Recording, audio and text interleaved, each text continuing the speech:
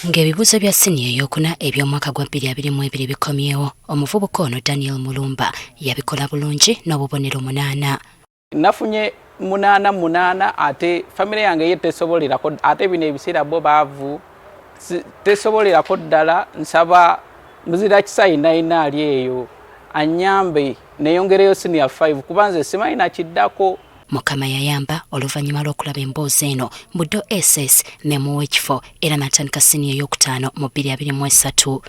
Ne bannyamba nenfuna essomero Buddo SS kwensomedde elevo yange yonna nga sibonyeebonye sisasudde yadde n'ekikumi ng'ate wali abantu abanyambako okumpa kasente ka upkeep ebyetaago uniform smart sports weya. Wetwogerera nga yatuula ebigezo bye by'akamalirizo ebya siniya ey'omukaaga omwaka oguwedde era ebigezo byagenze okukomawo nga yabiwuuse buva. Nga nkirira ne neebaza Mukama nti nafunye points 19 mu BCM eya math eya chemistry ne B ya biology nga mu GP nafunyemu D1 my city nefuna mu D2.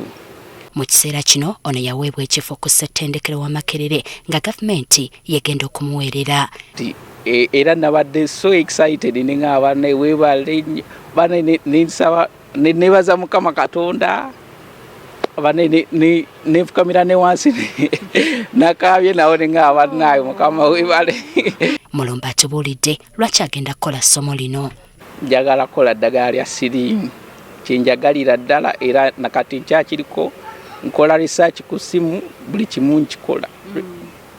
Buli kimu ku AIDS mmanyi engeri gy'ataakinga buli kimu kati just njagala genda mu field tandika okukola more research about AIDS such that nkola eri eddagala kubanga nafirwa abantu abali close gyendi bangi.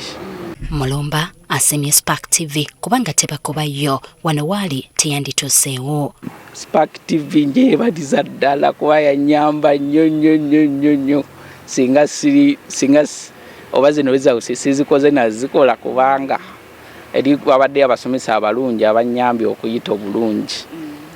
Era nebaza abantu abanyambyeko Mama Naira bazange Lumala Edi mwebaza nnyo wano ku Expert Garage mwebaliza ddala kuba naye anyambyeko. Tweyanziza mwenna abatuyambyeko, tweyanziza nnyo Buddo SS, tweyanziza abatuwadde obuyambi naye tubyeyanziza bannange era munnaye tumanyi kiyinza na basasula naye kyema mumanya ffe tuli basanyufu era emitima gyaffe bannaye mwebale nnyo mwebalire ddala.